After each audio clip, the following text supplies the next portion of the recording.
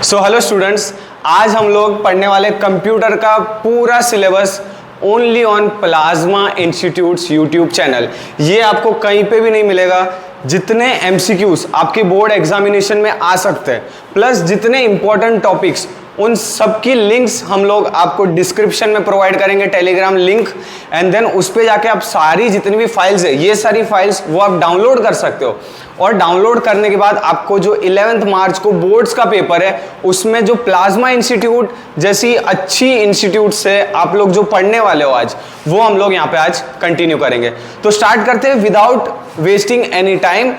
Okay, so first chapter है, first chapter creating form using composer. उसके कितने important topics है वो हम लोग कवर करेंगे।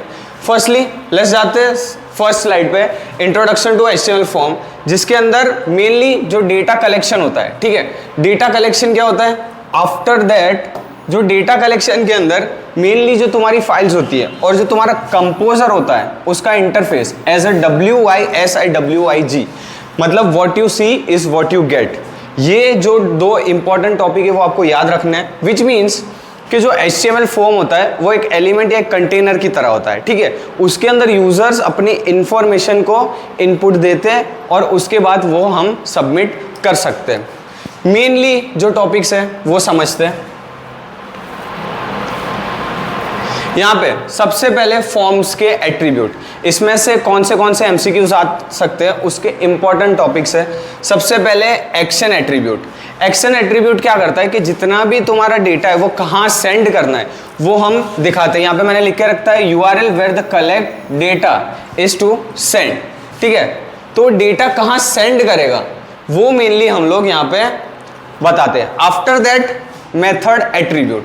मेथड एट्रीब्यूट, तुम्हारे एट्रीब्यूट में मेनली दो ही एट्रीब्यूट्स होते हैं, एक होता है एक्शन और एक होता है मेथड। मेथड के अंदर HTTP मेथड जैसे कि गेट और पोस्ट, ये दो मेथड्स हम लोग यूज करते हैं। ठीक है, दो मेथड के अंदर क्या क्या होता है वो समझते हैं। सबसे पहले गेट। गेट जो URL से अटैच होके लिमिटेड साइज में जो डेटा को सेंड करता है, which is your get. And then post. Post के अंदर क्या होगा कि जो डेटा होगा वो सेंड होगा सिक्योरली एज अ ब्लॉक।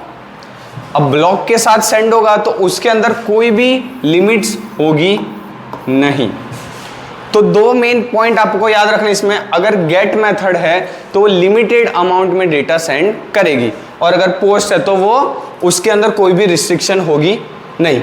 आगे बढ़ते हैं। उसके बाद फॉर्म्स के इनपुट है। ठीक है, इनपुट क्या होता है? जब भी एक यूजर इनपुट देता है, अल्लाह ना खोलो यार,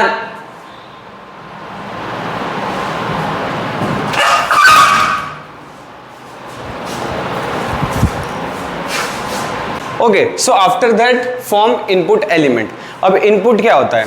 जब भी यूजर उसको उसकी इंफॉर्मेशन एक फॉर्म के अंदर डालनी होती है, या तो हम अगर एक फॉर्म बना रहे हैं, ठीक है, तो उसके अंदर हमको एक इनपुट फील्ड लेनी है जिसके अंदर हमको यूजर्स की वैल्यूज या उनकी इंफॉर्मेशन कलेक्ट करनी है, तब हम इनपुट एलिमेंट्स का यूज करते हैं। कौन से इनपुट एलिमेंट होते हैं? Checkbox, radio button, submit, reset, password, ये सारे इनपुट एलिमेंट्स होते हैं। इंपॉर्टेंट एलिमेंट जो तुमको याद रखना इस बार, जो होता है तुम्हारा टेक्स्ट बॉक्स। ठीक है, टेक्स्ट बॉक्स, एंड देन एक सेकेंड, आपको याद रखना है password and then radio button. ये जो कुछ है वो इंपॉर्टेंट एलिमेंट्स है जो एग्जाम में आ सकते हैं। लेट मी एक्सप्लेन कि रेडियो बटन्स क्या होते हैं और रेडियो इनपुट कैसे वर्क करता है। लेट सपोज आपको मल्टीपल चॉइसेस दी है, ठीक है, उसमें से कोई एक ऑप्शन आपको सिलेक्ट करना है, तब हम रेडियो इनपुट एलिमेंट का यूज करते हैं। आफ्टर दैट हमको टेक्स्ट एरिया समझना है। जब भी हम लोग नेम, नंबर, ऐसी सारी इनपुट वैल्यूज लेते हैं तो उसमें स्मॉल अमाउंट में डेटा होता है। ठीक है, एक लाइन के अंदर या एक वर्ड के अंदर आपका डेटा जो होता है वो इनपुट हम ले लेते हैं। पर जब आपको मल्टीपल लाइन में वैल्यूज लेनी होती है तब हमको टेक्स्ट एरिया यूज करना होता है। तो टेक्स्ट एरिया क्या करता है कि मल्टीपल लाइन्स के अंदर वैल्यू यूजर से लेता है, जैसे कि कमेंट, एड्रेस, ये सारी जो वैल्यूज होती है वो हम टेक्स्ट एरिया एलिमेंट की हेल्प से लेते हैं। जैसे कि इतनी सारी एलिमेंट्स के अंदर तुमको वैल्यू लेनी होती है। अब टेक्स्ट एरिया के अंदर एट्रीब्यूट दो होते हैं, एक होता है रो एंड देन सेकंड होता है कॉलम, जो तुम्हारे कितनी रोज एंड कॉलम्स रखने हैं वो उसकी प्रॉपर्टीज डिफाइन करता है। ठीक है, आगे बढ़ते हैं। उसके बाद है सिलेक्ट एंड ऑप्शन। जब भी आप वेबसाइट पे देखते हो कि एक ड्रॉप डाउन मेनू बना होता है, ठीक है, ऐसा करके एक बॉक्स आएगा जिसके अंदर मेनू लिखा होता है या व्हाटएवर, उसको आप जैसे ही क्लिक करते हो तो आपको बहुत सारे मल्टीपल ऑप्शंस मिल जाते हैं। तो वो अगर HTML से क्रिएट करना है या कंपोजर सॉफ्टवेयर में करना होता है तो हम सिलेक्ट एंड ऑप्शन का यूज कर सकते हैं, जिसको हम ड्रॉप डाउन मेनू भी बोलते हैं। अगर आपको पूछा जाए कि सिलेक्ट एंड ऑप्शन से क्या क्रिएट कर सकते हैं, then you have to write it down that drop down menu we can create. आगे बढ़ते हैं।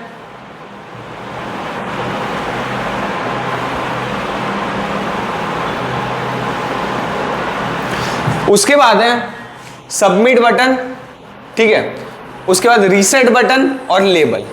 सबमिट बटन, जब पूरा फॉर्म आप क्रिएट कर देते हो उसके बाद लास्ट में जब आपको फॉर्म को सबमिट करना होता है तब हम लोग सबमिट बटन डेटा को सेंड करने के लिए कहाँ करेंगे, सर्वर्स पे, मतलब जिसने वेबसाइट क्रिएट की है या तो जो फॉर्म हम सबमिट कर रहे हैं जिसको भेजना है उसके तक पहुंचने के लिए हमको सबमिट बटन को क्लिक करना होगा। उसके बाद होता है रीसेट बटन। रीसेट बटन क्या करता है, लेट सपोज आपने पूरा फॉर्म भर दिया बट उसको रीसेट बाय डिफॉल्ट वैल्यू लेके जाना है, then we can use the reset button. एना पची है लेबल टैग। लेबल टैग क्या करता है कि जितने भी इनपुट एलिमेंट्स है जो टैग्स होता है वो लेने के लिए हम लोग लेबल टैग का यूज करते हैं। आगे बढ़ते हैं। उसके बाद इंपॉर्टेंट कॉन्सेप्ट जो फर्स्ट चैप्टर के अंदर आपको याद रखना है, which is first, composer is a open source software. Open source मतलब कोई भी उसको एक्सेस कर सकता है, फ्री टू यूज होता है। और ये WYSIWYG, ये क्या है कि what you see is what you get, web page editor. ठीक है, after that radio button. Radio button का मैंने ऑलरेडी बता के रखा है कि जो सिंगल वैल्यूज जो हम टिक कर सकते हैं या सिलेक्ट कर सकते हैं वो होता है। उसके बाद चेकबॉक्स है जो मल्टीपल सिलेक्शन के लिए काम आता है। और उसके बाद वैल्यू स्टोर्ड नेम इन, जो तुम डेटा होता है वो स्टोर तुम्हारा होता है सर्वर के ऊपर। उसके बाद आगे जाते हैं। देन इंपॉर्टेंट MCQ पॉइंट के अंदर डिफॉल्ट, ये एक याद रखना, ये MCQ में आता है कि जो डिफॉल्ट HTML फॉर्म की मेथड होती है वो होती है गेट, पोस्ट करके आना नहीं है। आफ्टर दैट ये भी MCQ में आ सकता है, F9 की साइट मैनेजर पैनल खोलने के लिए F9 की वो शॉर्टकट की है। आफ्टर दैट जब type password makes input character, in short जो होता है वो जो तुमने इनपुट दिया उसको क्या करेगा, मास्क कर देगा, मतलब जो तुमने टेक्स्ट डाले उसको हाइड कर देगा। तो ये इंपॉर्टेंट कुछ MCQ के पॉइंट है जो हर बार बच्चे गलतियां करते हैं। आफ्टर दैट आगे बढ़ते हैं। देन आपका सेकंड चैप्टर यहां से स्टार्ट होता है। ये ओके, तो सेकंड चैप्टर में जो इंपॉर्टेंट चीज है वो समझा देता हूं। सबसे पहले CSS rule, selector and declaration.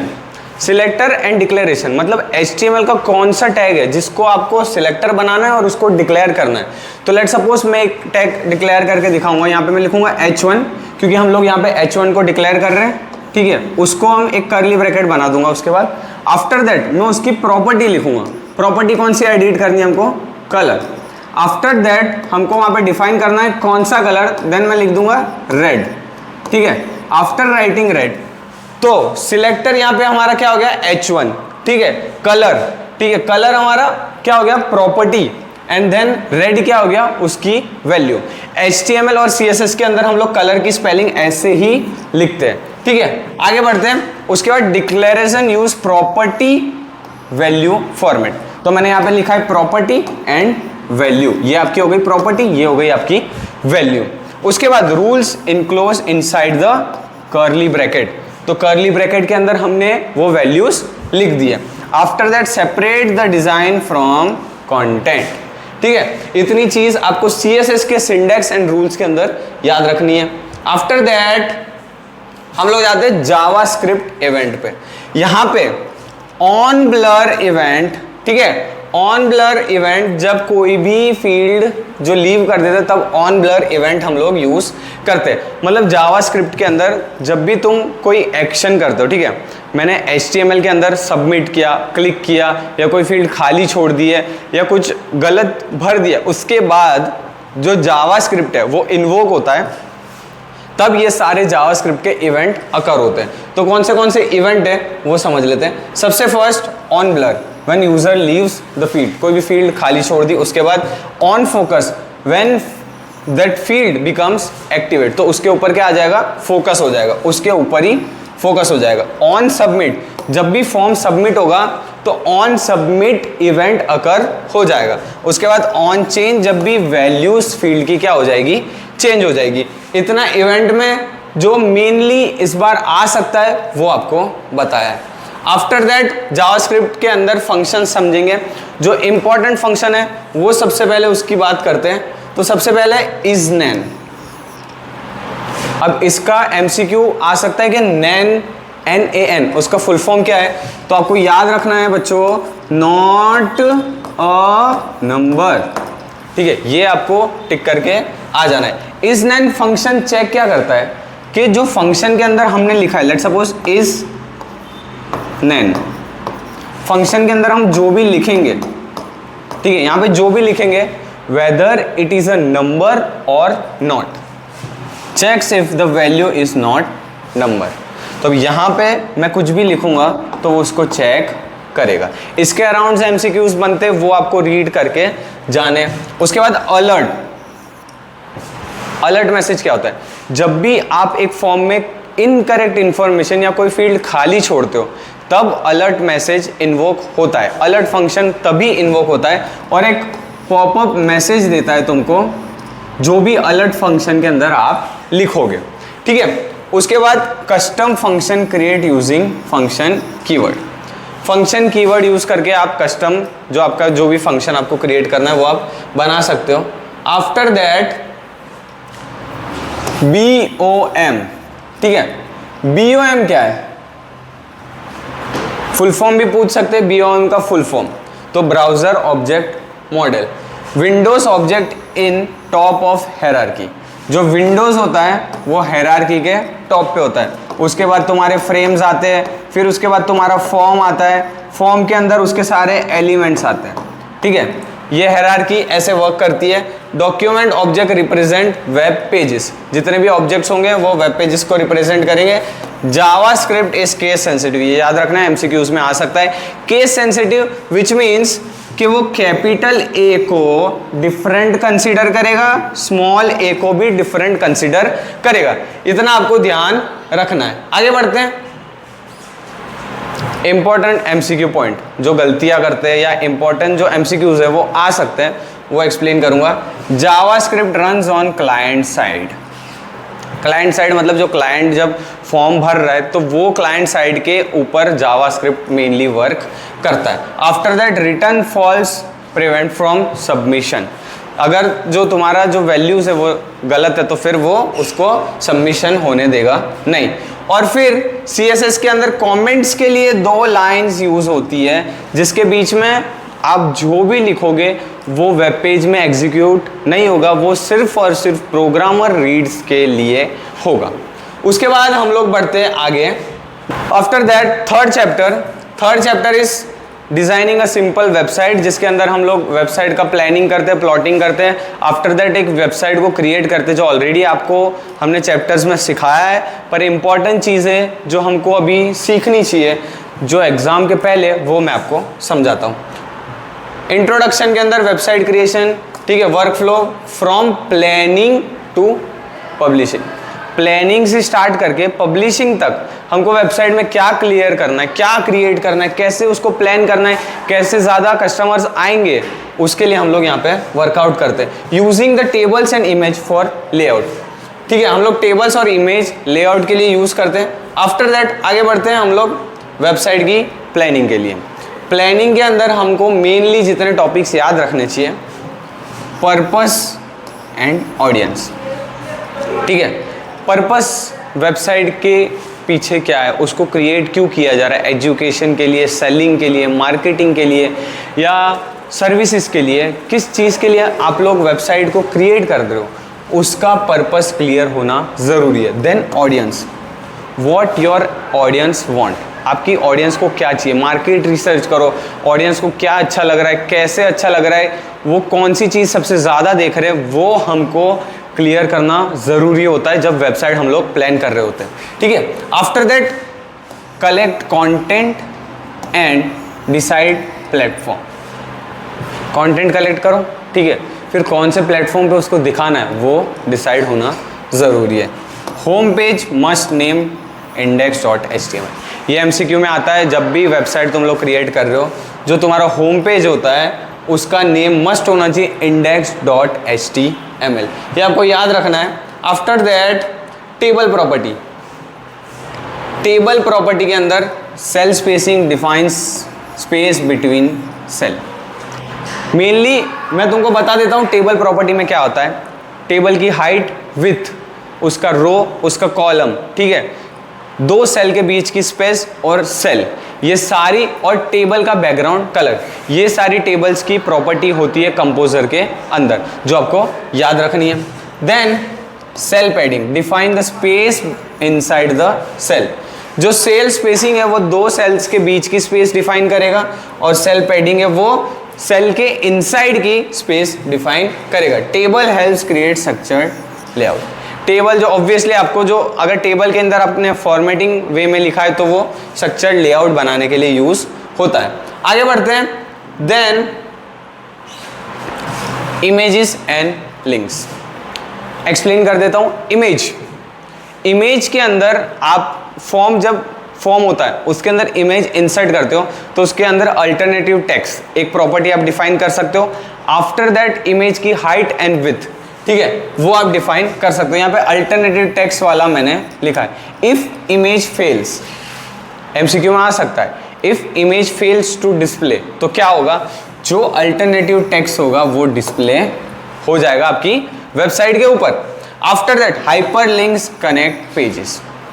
एक पेज है, ठीक है, दूसरे पेज से लिंक करना है।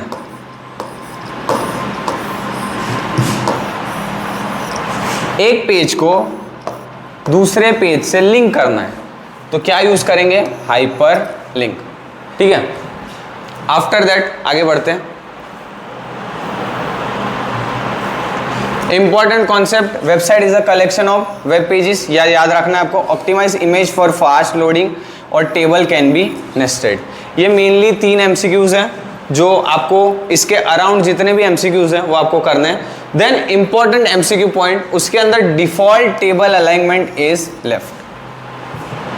ऑब्वियसली जो भी वेबसाइट के अंदर जितनी भी चीज़ें होती है उसका बाय डिफॉल्ट क्या होता है आपका, लेफ्ट साइड, ठीक है। मेरा लेफ्ट साइड, अभी मैं आपको फेस कर रहा हूँ तो ये राइट साइड है एंड देन ये लेफ्ट, पर आपके हिसाब से ये होगा आपका left side. And then F9 again site manager panel open करने के लिए, ठीक है। ये टॉपिक आपको मस्ट याद रखना है। और जो छोटे छोटे जो शॉर्टकट है, जैसे इमेज इंसर्ट करने का, टेबल इंसर्ट करने का, ये सारे शॉर्टकट जो कंपोजर के होते हैं वो आपको याद रख के जाना पड़ेगा। सारे MCQ के इंपॉर्टेंट MCQ सब आपको डिस्क्रिप्शन में प्रोवाइड किए हुए हैं। आगे बढ़ते हैं। 4th chapter introduction to e-commerce, जिसके अंदर ई कॉमर्स क्या होता है वो आपको जानना ज़रूरी होता है।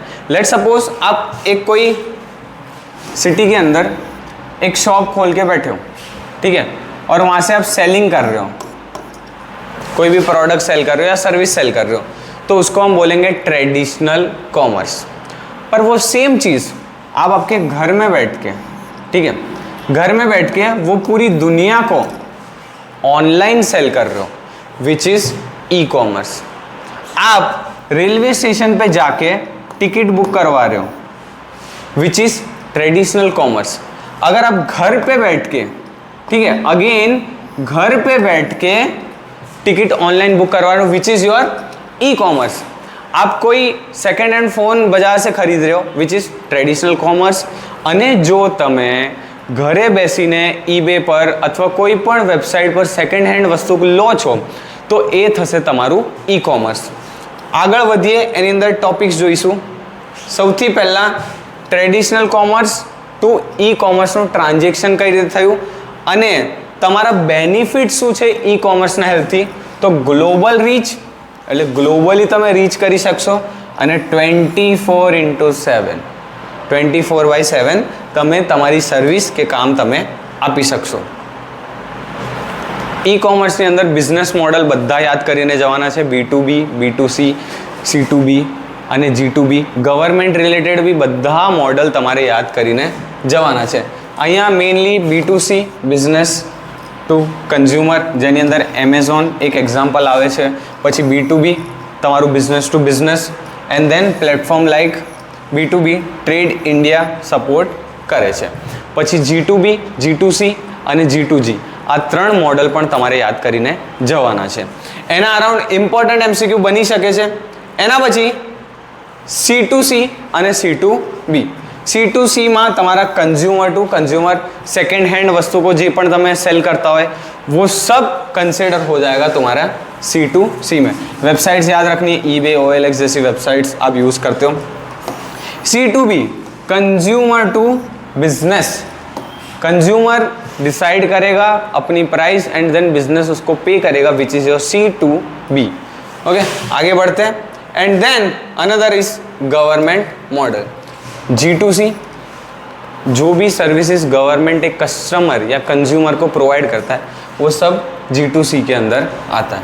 देन G2B गवर्नमेंट जो बिजनेस को सर्विस प्रोवाइड करता है, इनकम टैक्स वो ऑनलाइन भर सकते हैं, देन जो सारे फॉर्म्स ऑनलाइन भर सकते हैं. बिजनेस एक गवर्नमेंट के किसी भी काम के लिए विच इज़ योर G2B. जैसे यहाँ पे एक एग्जाम्पल दिया है नेटवर्क के लिए GSWAN. आफ्टर दैट आगे बढ़ते हैं हम लोग. इम्पॉर्टेंट कॉन्सेप्ट कुछ. Uniquely allowed business anywhere any time. E commerce में कभी भी कहीं भी आपको बिजनेस अलाउड होता है. कोई भी जगह पे सामान बेच सकते हो, कोई भी टाइम पे सर्विसेज एंड प्रोडक्ट आप सेल कर सकते हो. E commerce reduce transaction cost. Security and privacy remains challenge. E commerce जो होता है उसके फ़ायदे बहुत सारे हैं, पर सिक्योरिटी एंड प्राइवेसी ये सबसे बड़ा चैलेंज है जो हम फेस करते हैं. आगे बढ़ते हैं. Important MCQ point. eBay example है C2C का. E commerce enables global trade. B2B manages supply chains. उसके बाद हम लोग पहुंच जाते हैं सीधे चैप्टर नंबर 5 पे, इंट्रोडक्शन टू M कॉमर्स. अब आप कंफ्यूज हो रहे हो, ई कॉमर्स पढ़ा रहे सर, फिर M कॉमर्स पढ़ा रहे, क्या कर रहे हैं? लेट मी एक्सप्लेन डिफरेंस क्या है. ई कॉमर्स के अंदर आप घर पे बैठे हो, ठीक है, आपके पास एक कंप्यूटर है, उससे आप ऑनलाइन सारी चीज़ें कर रहे हो, रेडी. पर M कॉमर्स के नाम में M है, विच स्टैंड फॉर मोबाइल कॉमर्स. ठीक है, तो अब आप ट्रैवल करते करते, ठीक है, स्कूल के अंदर, ऑफिस के अंदर, आपके जॉब के ऊपर या कहीं भी जगह से आप अपना फ़ोन कैरी कर रहे हो और उससे ये जितनी भी सर्विसेज है जो ई कॉमर्स में आप यूज़ कर रहे थे वो M कॉमर्स में करनी है. वो सब आप ट्रैवल करते करते, काम करते करते आप वो सारी सर्विसेज को एक्सेस करते हो, which is your M commerce. आगे बढ़ते हैं.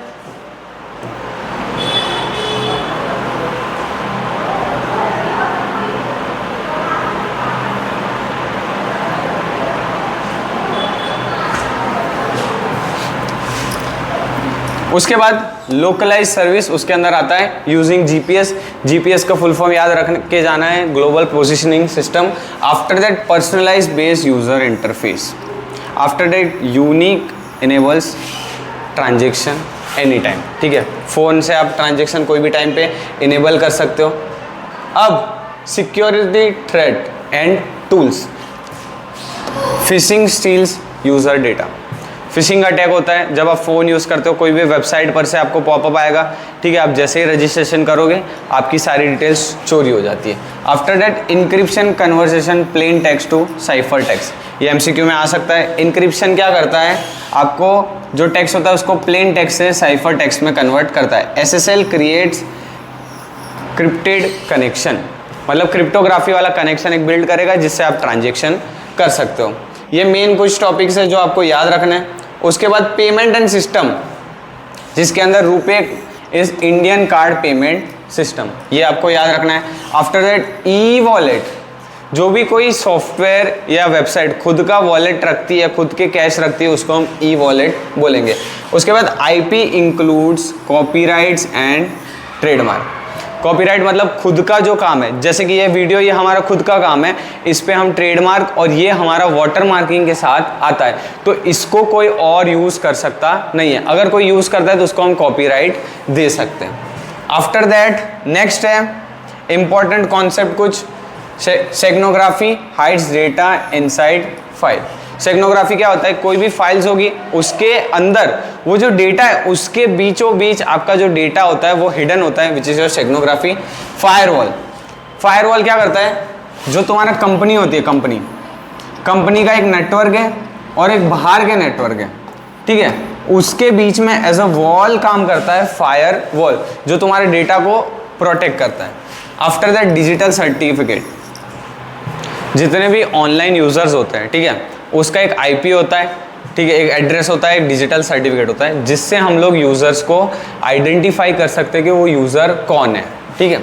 आगे बढ़ेंगे, उसके बाद आता है important MCQ point, HTTPS and lock icon indicates SSL।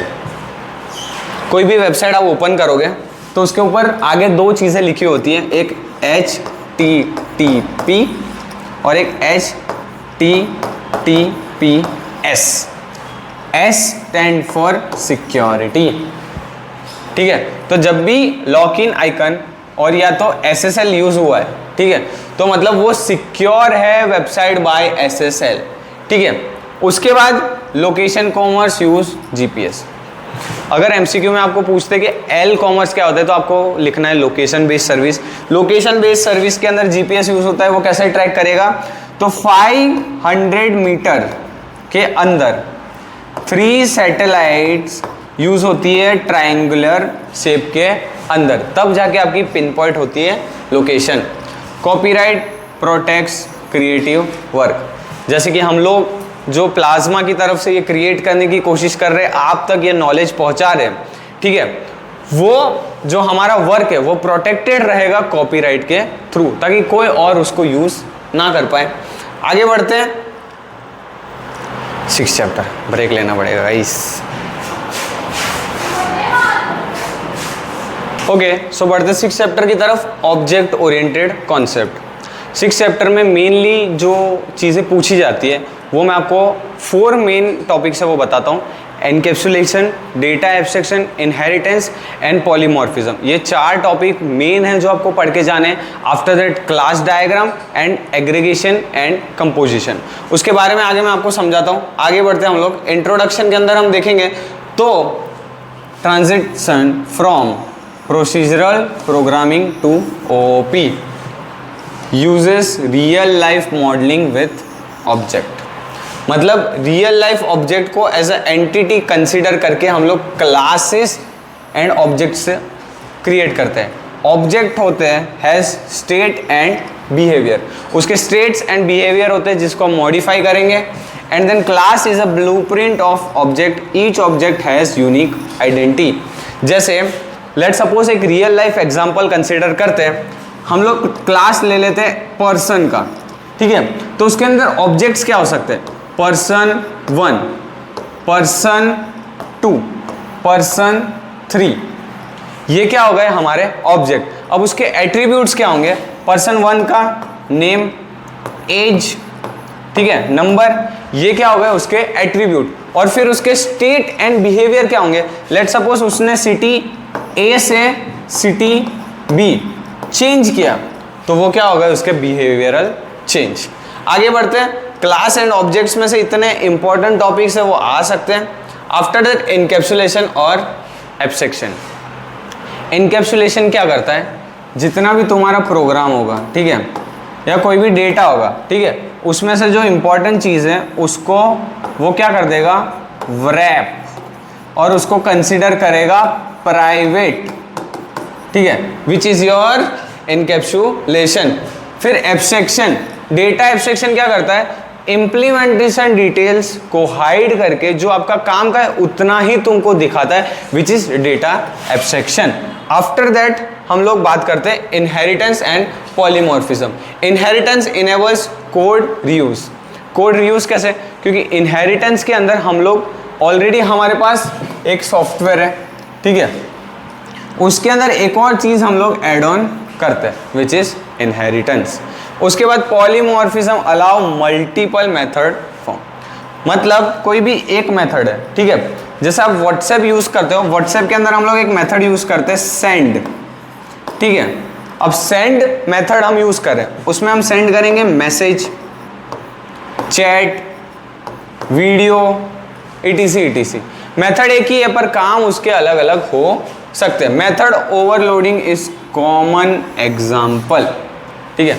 Method overloading उसके अंदर होती है, मतलब एक ही मेथड को बार बार आप लोग रीयूज कर सकते हैं।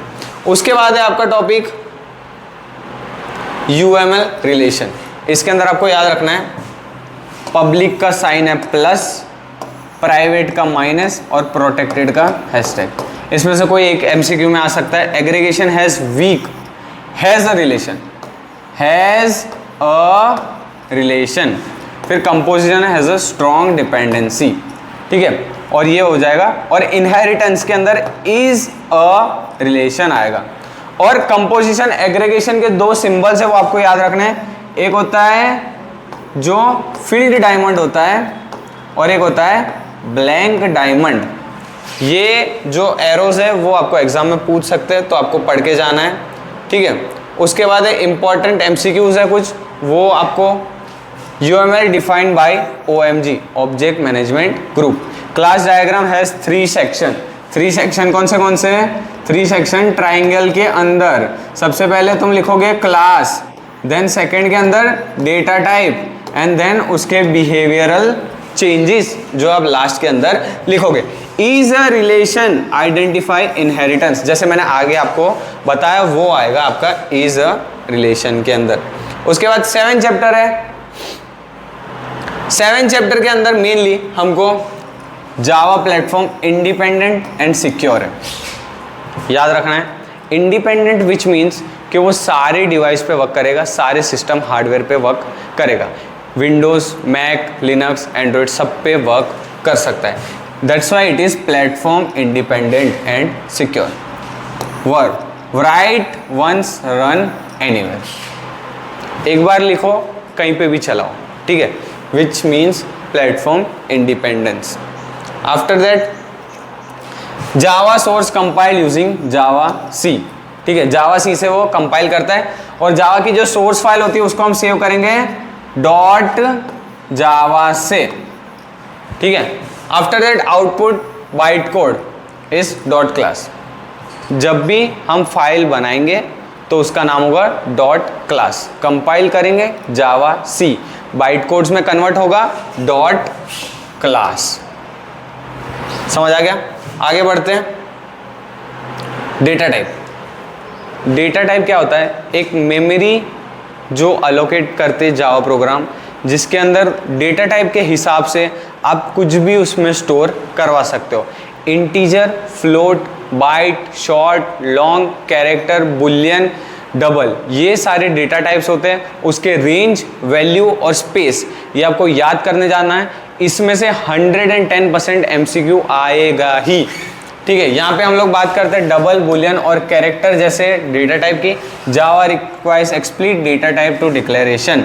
Double default for decimal, double जो तुम्हारा डेसिमल के लिए डिफॉल्ट वैल्यू होता है। उसके बाद आता है ऑपरेटर्स एंड कंट्रोल स्ट्रक्चर, जिसके अंदर मॉड्यूलर्स जो होता है, ये सबसे हार्ड जो ऑपरेटर होता है, जो एग्जाम में इसमें सब गलतियां करते हैं। मैं एक बार एक्सप्लेन कर देता हूँ। लेट सपोज 10 मॉड्यूलर्स 2 है, ठीक है, तो आपको सिंपली 10 डिवाइडेड बाई 2 करना है, यहाँ पे 5 लिखना है, यहाँ पे 10 लिखना है। जो लास्ट में जवाब आएगा वो उसका आंसर होगा। इसके अराउंड बहुत सारे MCQs पूछते हैं जो आपको याद करने हैं। उसके बाद for loop is a entry controlled and do while execute at least once. For loop entry control है, मतलब एंटर होते ही वो प्रोग्राम एग्जीक्यूट ट्रू या फॉल्स कर देगा। डू व्हाइल लूप के अंदर whether the information is wrong और राइट, वो एक बार उसको एग्जीक्यूट करेगा। इतना याद रखना, MCQ में आ सकता है। उसके बाद इंपॉर्टेंट कॉन्सेप्ट, जावा केस सेंसिटिव है, अगेन कैपिटल ए और स्मॉल ए को अलग अलग कंसिडर करेगा।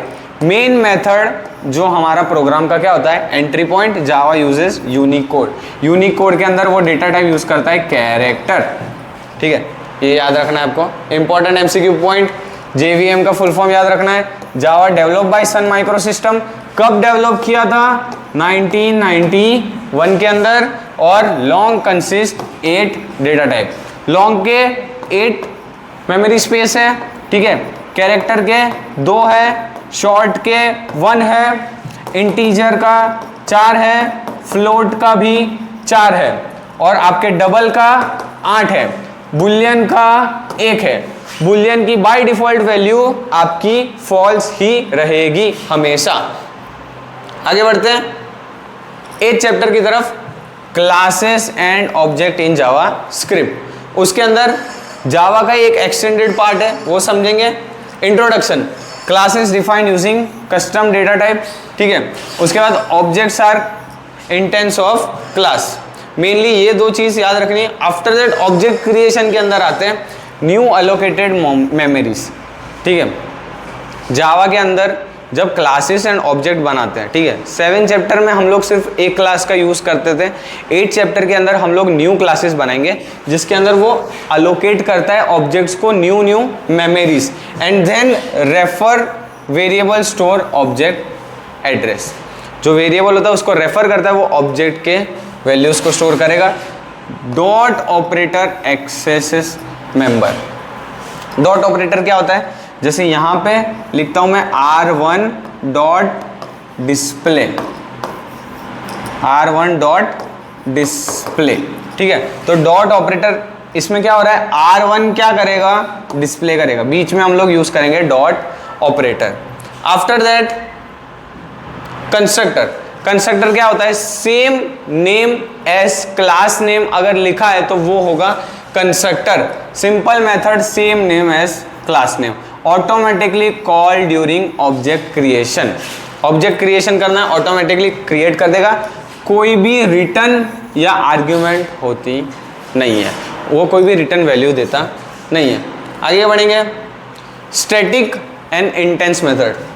Static shared by all objects, instance member belong to specific object. Static, instance, static keyword लिखोगे, class variable, instance specific, static method using call class name, ये mainly तुमको याद रखना है।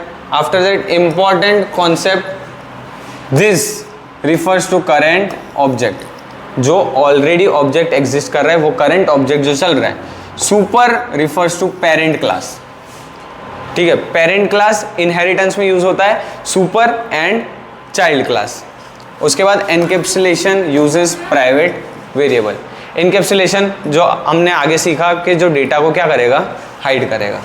उसके बाद important MCQ point, constructor has no return type, जैसे मैंने आगे बताया।